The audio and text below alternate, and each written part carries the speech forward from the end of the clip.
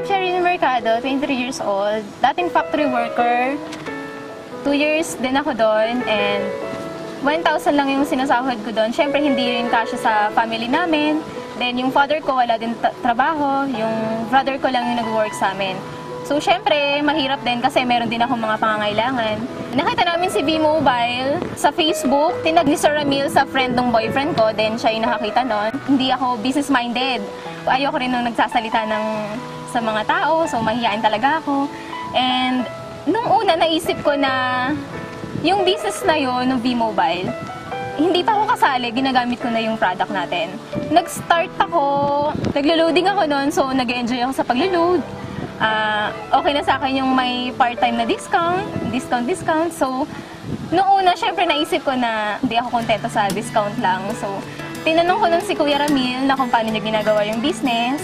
So, binigyan naman niya ako ng advice. Sinunod ko lang yung advice niya. Then, nag-start na ako. Talagang tinutukan ko na yung V-Mobile. So, first check ko sa V-Mobile, mga 10,000 din yon. So, first check ko pa lang yun. Ang dami ng pinaglaanan na yun. So, malaki talagang naitutulong sa akin ni V-Mobile. Sa family ko, sa sister ko, na nagpapaaral siya ng anak niya.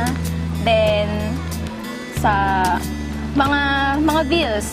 So, ako na lahat na gumagastos sa bahay. Naitulong sa akin ni V-Mobile. Napundar ko, laptop, cellphone, yung mga dating wala ako, digicam. So, maliliit lang yun, pero syempre, dahil kay V-Mobile, parang syempre napaka-importante nun. Tsaka, yung sa araw-araw namin,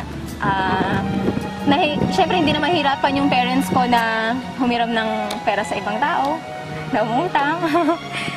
Tapos, yung ate ko, natutulungan ko din. Then, sa sarili ko, nakakapag-savings na ako.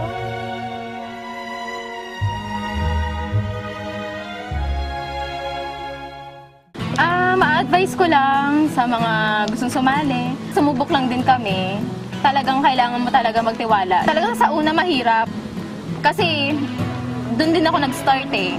So, nahirapan ako. Nandun din yung times na parang ayoko na. So, sabi sa akin ng boyfriend ko na, sige, kung ayaw mo na, babalik ka ulit sa factory, hindi mo makakamit yan. Hindi ka na ganyan ngayon. So ako, syempre, parang gusto ko na umahon sa kahirapan. Tinuloy-tuloy ko lang din. Tsaka wala naman pong mawawala kung tuloy-tuloy mo lang yung business mo ngayon.